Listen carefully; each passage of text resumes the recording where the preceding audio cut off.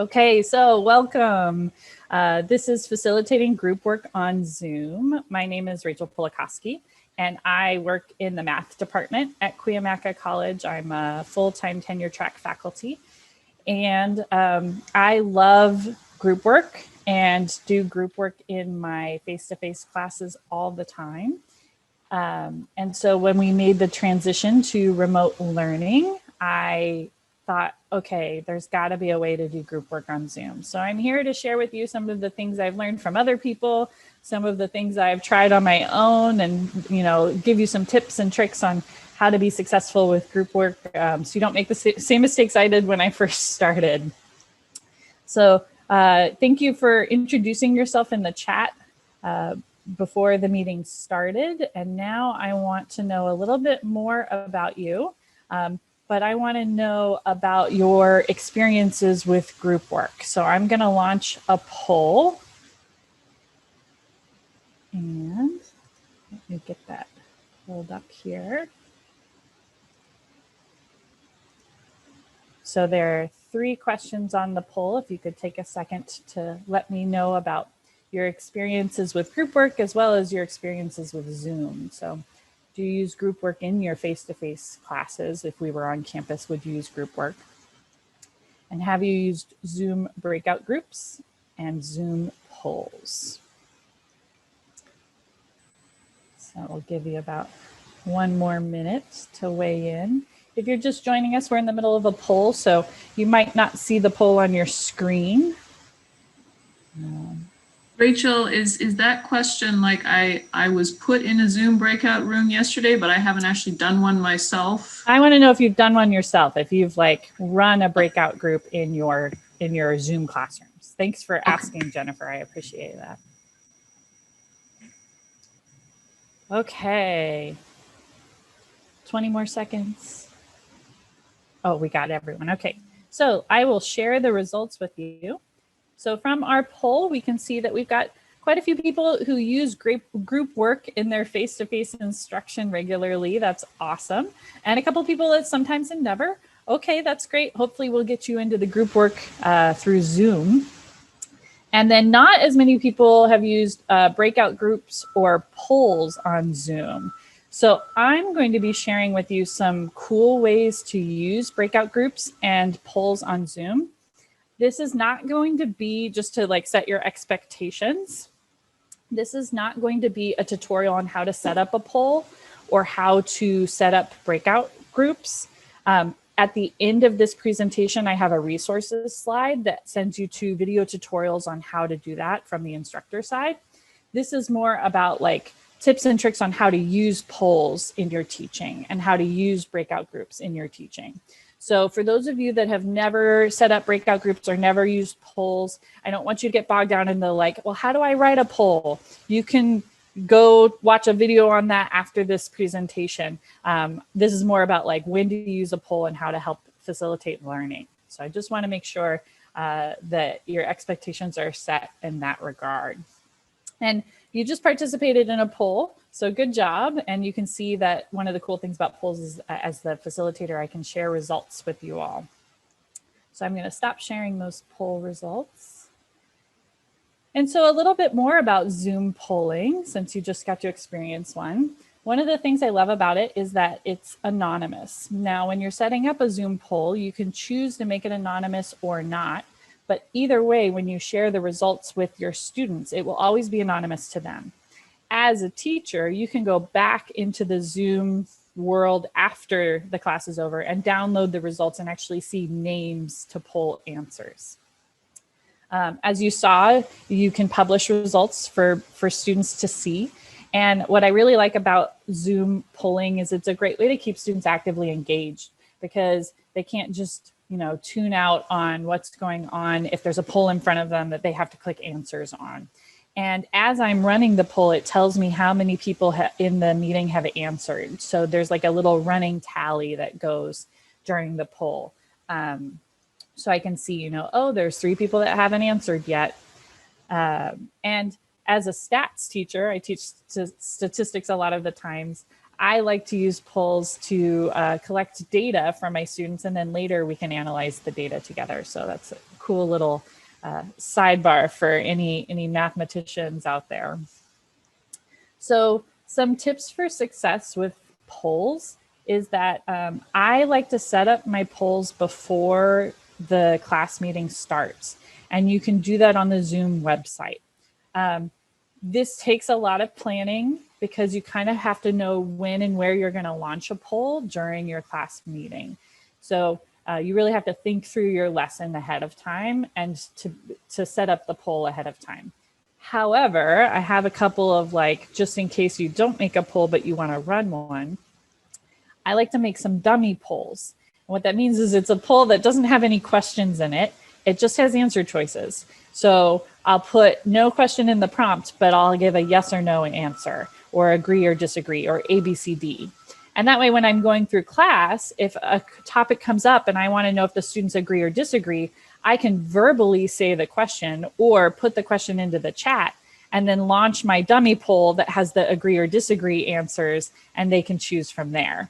Or ABCD, same thing as in a math class. I can say, do you think the answer is, A4, B5, go through and give them answer choices, launch my dummy poll that just has ABCD in it, and then they can weigh in that way. So I make those pretty much every class. So that way they're already ready to go in the polls section as the facilitator in case I need them. Because you're going to find that if you try to write a poll while you're teaching, it's possible, but it's very time consuming and very tedious, and the students would get very bored and kind of shut off from the class if you try to write a poll while you're teaching. And then in a pinch, if you're like, man, I really want a poll, but it's just going to take me too long and I didn't make my dummy poll ahead of time, I like to have students type responses into the chat. So I'll ask a question and I'll say, I want you to type your response into the chat, but don't press enter yet. I want to give everyone a chance to think about it. So I'll pause, I'll ask my question. I'll say, you've got 30 seconds. I want you to type in your answer, but don't press enter. And when I say go, you're going to press enter.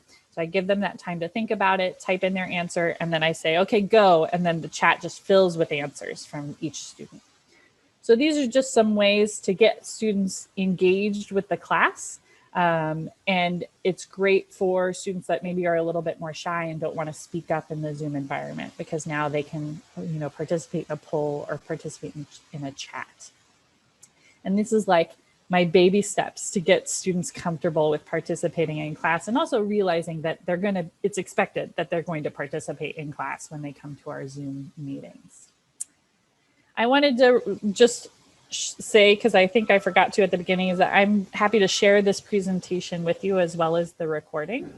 And in a little bit, we're going to do an activity that's going to require some sort of note taking on your end. So whether that means a piece of paper and a writing utensil or some sort of digital note taking, however you like to take notes, make sure you have something handy for that a little bit later. All right, so one of the things that I highly recommend before you get going on Zoom, like first day of class activity, is to get to know what's going on in the new classroom. As you might hear in my new classroom right now, there's construction going on outside. So there's the constant beeping of a large construction vehicle backing up. Not sure if you can hear that through my audio, but everyone's classroom is a little bit different now, right? And we can't always see into their classrooms or know what students are experiencing. So I like to figure out what's going on. How are students accessing Zoom? Is it through their phone or their iPad or a computer? Because the interface for Zoom is different on each of those modalities. If you're on a phone, a lot of times you don't have access to things like all of the reactions or the participants or things like that. So getting to know that is important. Do they have a camera? Do they have a microphone, right? Some students don't have either of those things.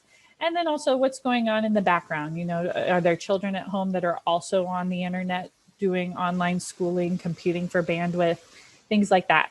So I create this as a survey in Canvas for students to actually complete before they come to our first Zoom meeting. So that way I know what battles I'm up against already. Does everyone in the class have a camera? I don't know. I'm going to find out. And at the very end of this, presentation on the resources slide, I've created that survey in Canvas and I've added it to the Canvas Commons. So there's a link to it at the end of this, and you can go to the Canvas Commons and add it to your course. And you can edit it once it's added to your course as well. So that's there for you. The heavy lifting is already done. You can just change the questions to meet the needs of your online teaching. So again, really important that you get to know what's going on in students' homes. Maybe they're in the parking lot Wi-Fi, just so you don't make assumptions about, why their camera's off or maybe why they can't participate right now. All right, so our first activity, we're gonna do something called a think, pair, share. This is an activity I did in my face-to-face classes. It works just as well on Zoom. So how it's gonna work is our prompt is, how do you get students talking in your class? And I want you to think in the Zoom class world, okay? So what do you do to help get students talking in your classes? And so I want you to think about what you do, and I'm gonna give you just a minute to think about what you do. And maybe if you have that piece of paper and pencil handy, you can write down some ideas of what it is you do to get students talking. So take a minute.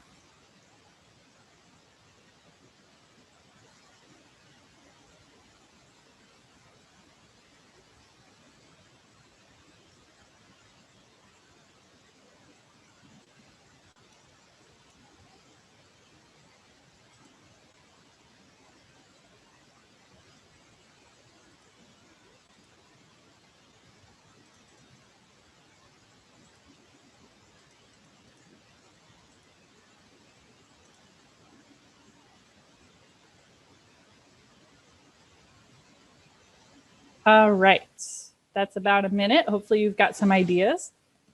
I'm now going to send you to a breakout room. And in the breakout rooms, what I want you to do is chat with each other about your strategies to get students talking. You're going to be in the breakout groups for about 4 minutes, and then I'm going to bring you back to the general session, okay? Do you have any questions about what you're going to do in the breakout groups before I open them up for you? Okay. You should see an invitation on your screen to join a breakout group.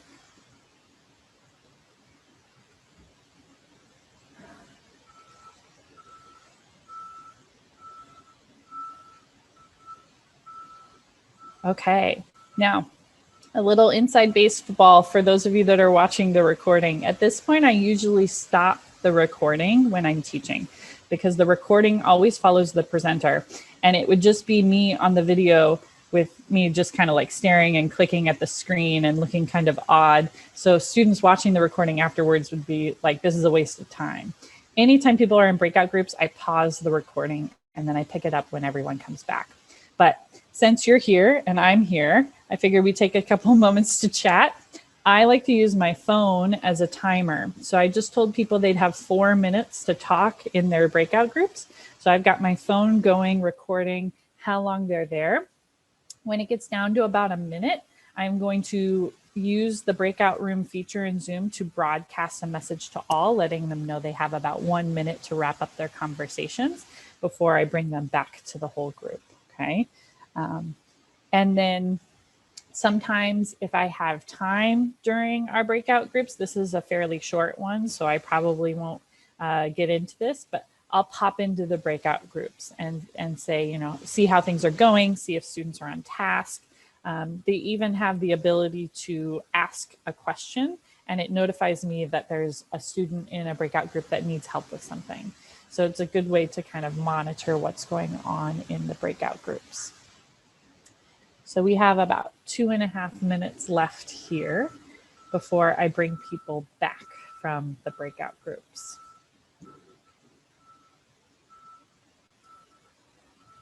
So I'm setting up my broadcast message that says, continue the discussion for about 1 more minute.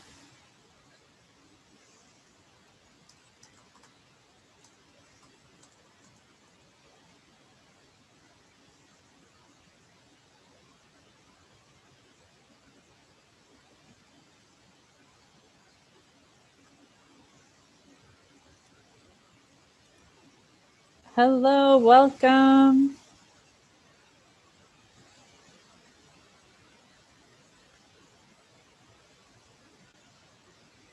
Hi there, welcome. Well, it looks like you're connecting to the audio.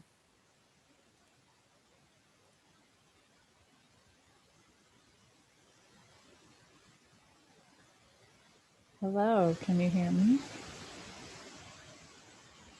Hi, welcome. We are in the middle of a breakout room activity, and I'm going to be calling people back right about now. So just hang tight, and everyone will come back from the breakout rooms to join us.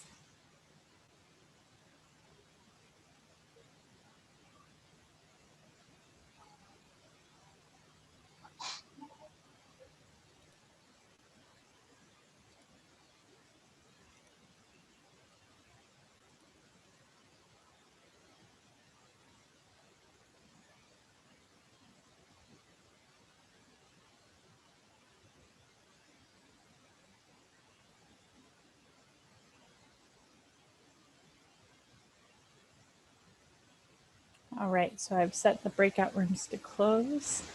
So people should be joining us within the next 30 seconds or so.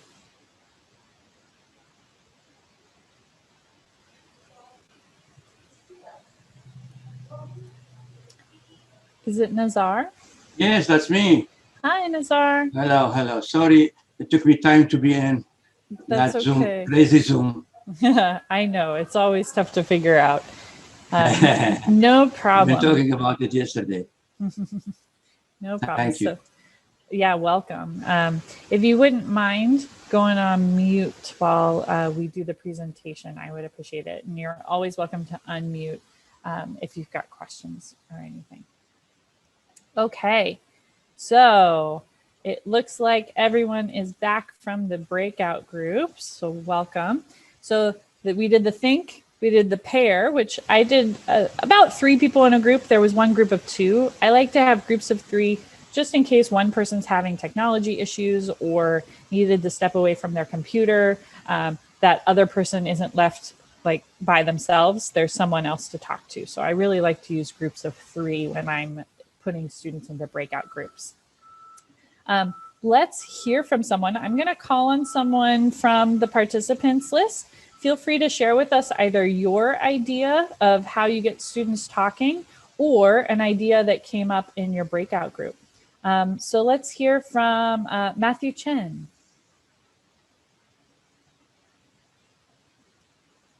Matthew, are you there? If you're Matthew, you're muted. Oh, is that what it is? That was going to be my next Okay. suggestion. Hi, Matthew. Thanks. Sorry about that. No problem. I put my question up on the PowerPoint or the presentation and have them work through it. Someone else in my breakout room suggested that she plays a more active role in like going into their breakout room, which maybe I'll try do myself this semester. So Awesome. Thank you so much for sharing. Yeah. Let's hear from one other person. Let's hear from Jeremy. So yeah, kind of in my group, like we were talking about how I like to have them like in charge of certain roles in the group too. So one to report on, like say, like I teach political science, so one to report on policy, on history. So that way each person in the group feels like they have an equal opportunity to participate, not one person is being left out. I also like to kind of put a quota on, like say, like I'm looking for 3 people who haven't spoken yet or to kind of contribute like a new idea. Usually Awesome. like students don't like to disappoint, especially if there's awkward silence. Yes. And lastly, I think something I've tried in the online format that I've heard from a different colleague was to put myself on mute.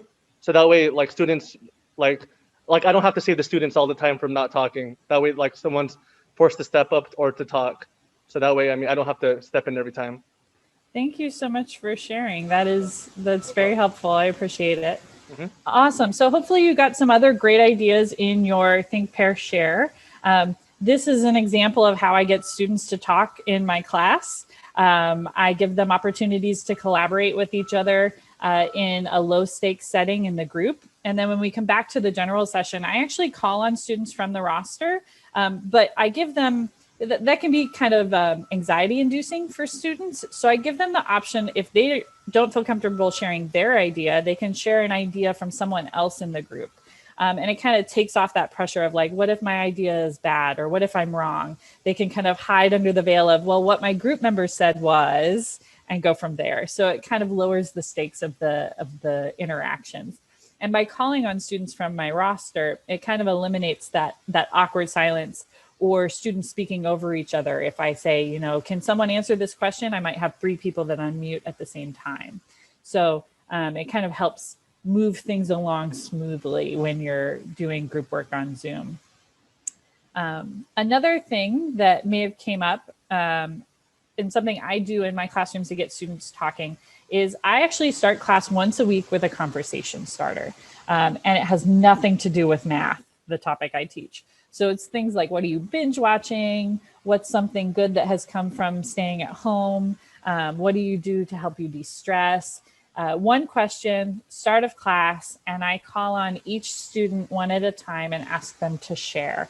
I give them the option of sharing verbally by unmuting themselves, or if that's not available to them, then they can always type into the chat and let me know their answer to the question. I found that this is really important for building community and to help students get comfortable talking on Zoom. When we were face-to-face, students would arrive to class early and start a conversation with the person they're sitting next to, and that doesn't really happen in the Zoom environment. So this is a way to help students see that there's other people in the class like them, maybe they're watching the same shows, and to help kind of connect with each other, both inside and outside of our Zoom classroom. And on this slide, again, I'll share it with you. There's a link to 20 questions you can ask instead of how are you doing right now, to give you some ideas of some conversation starters to use in your own classroom. And I know that we're always pressed for time, but honestly, this takes about maybe 10 minutes. And like I said, I only do it once a week. And I think the payoff is so worth it. You know, maybe I don't get to that one topic I wanted to in class because I did this instead, but I can find a video on that topic and put it on Canvas for them to watch. So I think that this is a valuable use of our time to help students feel that sense of belonging and that, you know, they feel comfortable talking in our classrooms. So, breakout groups. You got to experience a breakout group. I know some of you have not used breakout groups before, so I just wanted to share some positives of breakout groups. Something you can do is you can randomly assign groups, or you can choose which students go into which group. I love to randomly assign because it's quick and easy, and that way students are always working with someone different. As a teacher, I think this came up, I have a horrible memory right now, but I think it was Jeremy brought up that you can pop into the groups and say, you know, see what's going on, see if the students are on task. So that's a good accountability mechanism. And something I discovered from my students is that they can actually request help. I didn't know this when I started teaching on Zoom, and all of a sudden a little alert appeared on my screen that said someone in breakout group 2 needs your help, with a little button to go there. And so I can pop into the group and help with whatever's going on if they're stuck on a problem, or if they're having technical issues, anything like that. And then, as you may have seen, I broadcast a message to the groups letting you know you had about a minute left to discuss, and that's another feature you can use to help keep students on task and keep things moving smoothly in the breakout groups. So some tips for success. I highly recommend doing a breakout group that is low stakes at first. So something that has nothing to do with maybe your subject matter. Maybe it's one of those conversation starters, just to get students used to the process of going into a breakout group, chatting with each other, and coming back to the general session. If you're doing some sort of activity, I highly recommend providing students with a handout ahead of time, whether you drop that into the chat or put it on Canvas for them, so that way there's something they can look at while they're in groups together. You'll notice that you lose my PowerPoint presentation when you go into the groups. So if there's anything on the PowerPoint presentation that they need, they're not going to be able to see it anymore. So just make sure you think ahead on that to make sure they have what they need when they get into their groups. I always encourage students to have their videos on. It's never required, but highly encouraged. I just kind of, explain to them that it's always tough talking to a blank screen in front of you. I always tell them that sometimes it feels like I'm teaching my kitchen because I'm at my dining room table right now. So just encouraging them that when they're in their breakout groups, please have their cameras on if that's an option for them.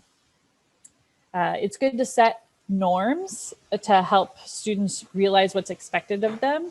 Maybe this is like assigning roles, right? Giving them a task to do so that way when they come back, they know what their job is, who's going to report out from their group about what happened.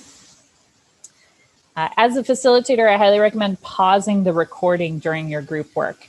The recording follows the presenter. And so if I keep the recording going, it's just like me staring at the screen while I'm organizing things while you guys in group work, or if I pop into a group, it'll follow me to that group conversation. So I always pause the recording while group work's going on and then resume the recording when everyone comes back. And then obviously you guys saw the broadcast message feature. So these are just some tips to help you as you're using breakout groups in your own classroom. And so we're going to do another breakout group activity. So you get another experience with it. So this is called an ambassador exchange. And so the prompt that you're going to be working on now is how can you hold students accountable for the work done in their breakout rooms, right? Because you can't pop into every group and see what's going on necessarily. So how can you hold them accountable? And bonus points if you can share something that's a low stakes accountability option. So yes, you could give them a quiz, but that's a high stakes, high pressure, anxiety inducing experience. So let's see if we can come up with some low stakes accountability options or some incentives for participating in the breakout groups. So that's the prompt. I'm going to put you into groups just like before. You're going to have a couple of minutes to talk with each other and brainstorm ideas. This is where I definitely want you to take notes. So everyone in the group needs to write down the ideas that come up in the group, because after a couple of minutes, what I'm going to do is I'm going to shuffle the groups around. So I'm going to pick one person from each group and send them to another group. That's our ambassador. So the ambassador is going to see a sign pop up on their screen that says you're being moved to group 2 or group 4, and they're going to click on it, and all of a sudden they're going to be with different people. When you get to that new group, you're going to share with them what your group came up with, and they're also going to share with you what they were talking about. So there's another exchange of ideas. You're going to take notes, right?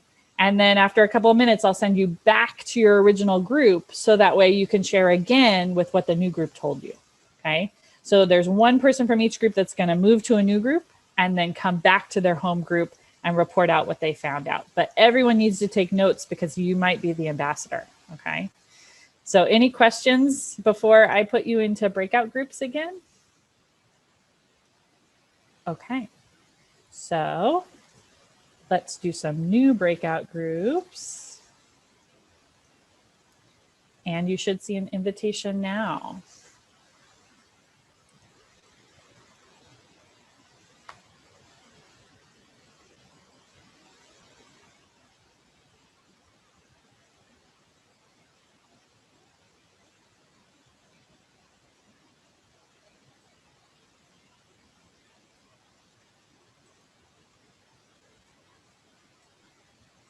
Should we press on join? Yes, please do. Sorry. No problem. Okay, so again, inside baseball here. Everyone's in their groups now. So what I'm doing is I'm going through the roster that's on my screen and I'm writing down the name of one person from each group that's going to go to another group. So that way I can keep track of who the ambassador is. So I'm writing down group number and name. I've also started my timer so that way the group, so I don't lose track of how long the group is in there chatting. So I'm going to give them about 4 minutes to come up with ideas on how they can hold students accountable. So when I'm teaching, I always have a piece of paper and a writing utensil handy. I'm a piece of paper type of person. I don't take digital notes.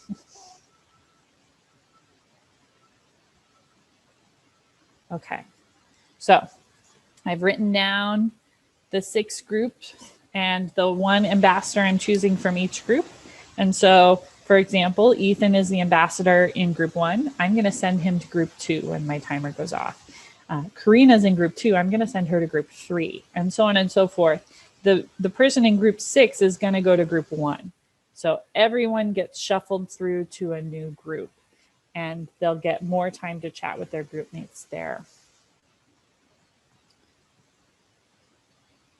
I'm going to go ahead and pause the recording now as we finish up the ambassador exchange, and then I will resume the recording once we bring everyone back from the breakout groups, so that way you don't miss the whole group discussion.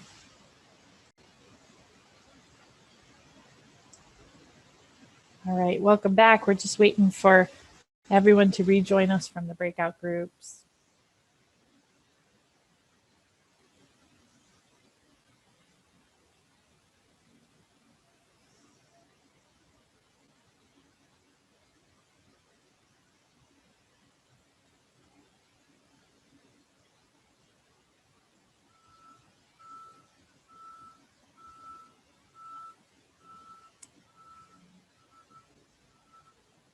All right.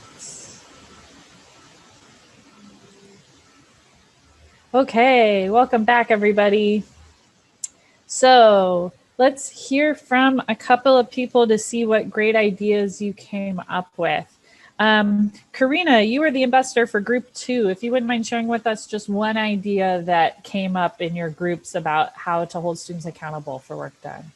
Yes, I also have construction on my area, so hopefully it's not too loud. But That's okay. one of our professors also was mentioning about competition, and students sometimes tend to be very competitive. So kind of engaging them that way and having them participate more because they're like really striving to get those extra points. So I thought that was a really good idea too, like create competitive activities where they all have to kind of engage, and also they want to do it because they do want those extra points. Awesome. Thanks so much for sharing, Karina. Thanks. Let's hear from Ethan. He was the ambassador for group 1. All right. So my notes for number 1, I have Carol Baskin. Number 2, I have Tiger King. And number 3, Cobra Kai. Okay, I'd love to know what your conversations were around those. No, I'm joking. I'm messing with you. So yeah, so basically our groups were very similar in the fact that it was giving them a task and then giving a reward to maybe extra credit, like a point or 2. That our groups basically said the same thing. Okay. And as well as having the accountability of the professor going around from group to group. Mm-hmm. And there's maybe one thing I missed, but that was the gist of it, and in Awesome. both groups. Great. Thanks for sharing, Ethan. Mm-hmm. Okay, so hopefully you got some good ideas there. The ambassador exchange is one of the ways that I hold my students accountable. They don't know who's going to be the ambassador in their group, so they all need to make sure that they're working together and taking notes, because they might get thrown into another group and they need to know what was going on in their original group, right? So it's a great low stakes way of holding students accountable and getting them to actually engage while they're working in groups. Another reason why I love the ambassador exchange is, as a math teacher, I give them problems to work on in their groups. And if there's a group that stalls out and doesn't know how to finish a problem, or maybe takes the wrong path for a problem, now they're going to get to collaborate with someone else. And they're also getting someone sent to their group, right? So it's a new exchange of ideas where they might be able to provide some just-in-time remediation or help the other group proceed along, or boost their confidence to know, okay, we're both getting the same answer, so hopefully we're doing it right. So the ambassador exchange is a great way to get that collaboration going amongst multiple groups. So I encourage you to try the ambassador exchange in your group work as well. Some tips for the ambassador exchange is have a timer handy. I actually have my phone timer with me every class. I'm always setting timers because otherwise I get lost and I don't know how long you all have been in a group, and I don't know if it's time to bring you back yet. So I set a timer always. And then I also wrote down the group number and the name of each ambassador. So that way I knew who it was that I had switched to a new group, and then brought them back to their right group. So I would highly recommend having both of those kind of handy, a piece of paper and pencil and a timer when you're doing your ambassador exchange. Variation of the ambassador exchange that's slightly more complicated is called the jigsaw. And so this is where, again, you start off with groups of 3 where maybe everyone's working on something different, right? So maybe I have one group each group's working on a different math problem. And I give them time in their groups to work it out completely. And then after they've mastered that problem that they're working on, I shuffle the groups so that way one person from each group is with a new person from a different group. So you can see the color coordination here kind of helps out. So we've got what was originally a group of all green members working on a problem. Now there's a green, a yellow, and a black. Okay. And now they can teach each other how to do that problem that they were working on because they were all working on different problems. Or maybe they were discussing something, mastering some sort of topic in a history class. And then in the jigsaw, when they reshuffle them, now they get to teach each other what their group is working on for that history class. So the jigsaw is a little bit more complicated as far as the facilitator goes, because you really have to keep track of who was in what group to begin with, and then make sure that the reshuffle goes according to plan.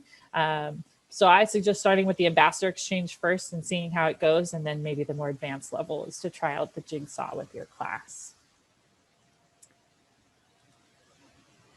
The last part that I want to share with you before a quick question before we move. Yes, go ahead. And this is something I actually asked my groups as well.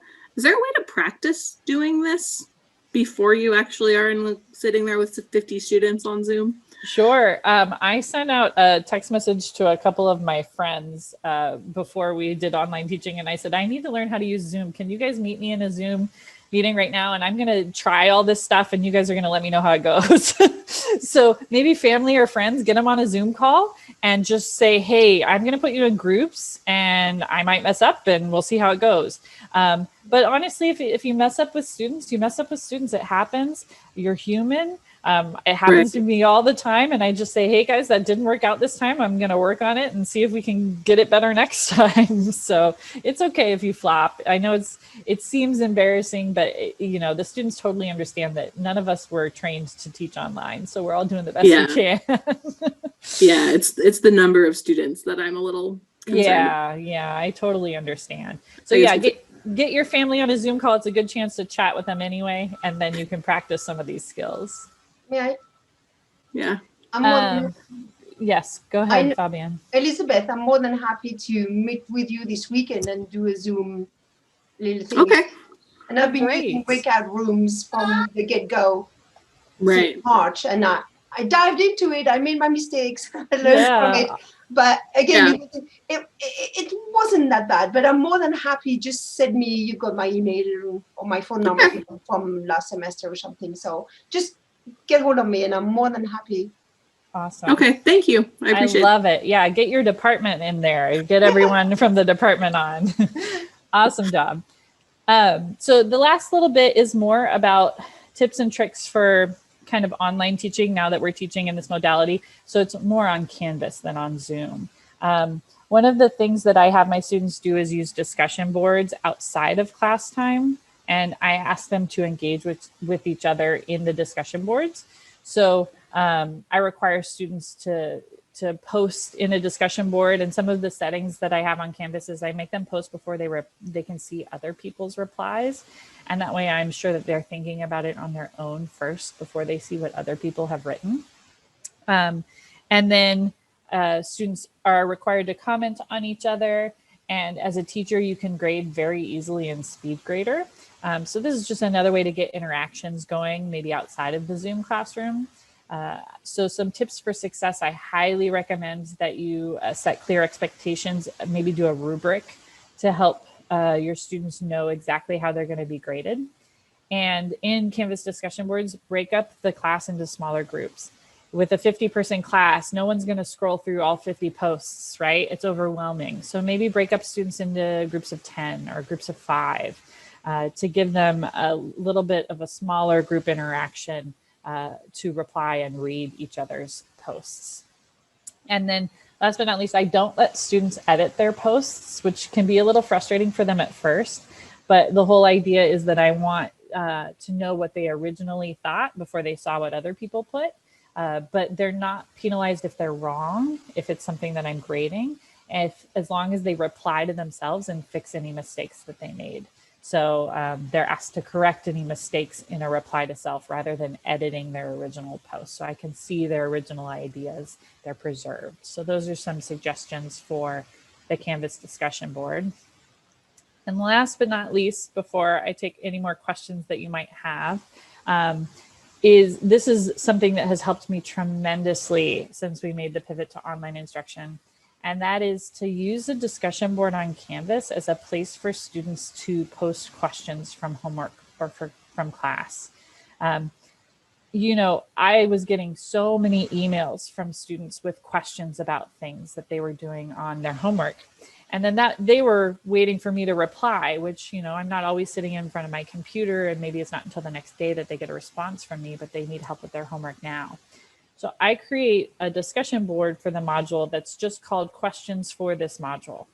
And students can post in there and let us know, like, what's your question, maybe what page it's on in Canvas. Maybe they can copy and paste the problem they're working on. And that way, it's not only me who can respond to their question, it's other students that can respond to their question as well. So students can help each other, and it really cuts down on the emails that I get. And it takes some training, because you're still going to get emails from students saying, hey, I'm stuck on this problem, or hey, I don't know what to do on this assignment. And so when you get those emails, you have to redirect the students and say, hey, great question. I bet you there's other people in the class that have the same question. Please post it in the Module 18 discussion board, and I'll reply to it there within the next couple of hours if someone else doesn't get to it first. And that way, when other students have the same question, maybe they email you and you can say, hey, I already answered that in the discussion board. Go ahead and check that out. And after the first couple of weeks, they get the hang of it and they stop emailing you questions and instead post in the discussion boards. And I find that that's the best way to do it, because the students can help each other and I don't have to answer the same question 50 times. I can answer it once and redirect students to that place where they have that question. So I highly recommend doing this. And this is another resource that I've shared with you in the Canvas Commons. So at the last slide is a link to a discussion board like this that you can just import into your course and edit. So that way it's nice and easy to work with. You don't have to create one from scratch. So with that, I'm going to pop ahead to the resources first so you know what's here, and then I'll come back to questions. Some Zoom how-tos, some Canvas how-tos if you have not used polls or breakout rooms or how to do groups and discussion boards, things like that. There's some links here. And then the Canvas Commons, the things I've created that you can just import into your course and use if you want to. That Getting Started survey to get to know what students are experiencing. You know, do they have good internet access? Are they on their phone? You know, how are they accessing your class? As well as the question and comments discussion board that I just mentioned. So with that, I will happily take any questions with 1 minute to spare. Just kidding. I'm going to stick around and answer any questions that you have, but if you need to leave, please feel free to leave the Zoom meeting. And I thank you for being here. Thanks, Rachel. Where are we going to get those links? So what I'm going to do is I'm going to talk to Donna Hodge and have her, I'm going to send her the presentation and have her send it out to everyone that attended. Much like you got that email that said the meeting had changed, you'll get another one with the presentation. Great. Awesome. Thank you. Other questions? Thanks, Rachel. Oh, thank you. Thank you. Yeah. I've now officially been in my first 2 breakout sessions. Awesome. I'm glad you got to experience it. Now you know what the students go through. So that's good. That was good. Thank you. Good. You're welcome. Thank you. Thank you. Hi, Tim. I see your question in the chat. Yes, no problem. Thank you very much. Thanks a lot. You're welcome. Thanks for Thank coming. you. Thanks for hosting this again. Thank you. Thank you. I'm glad you guys could come.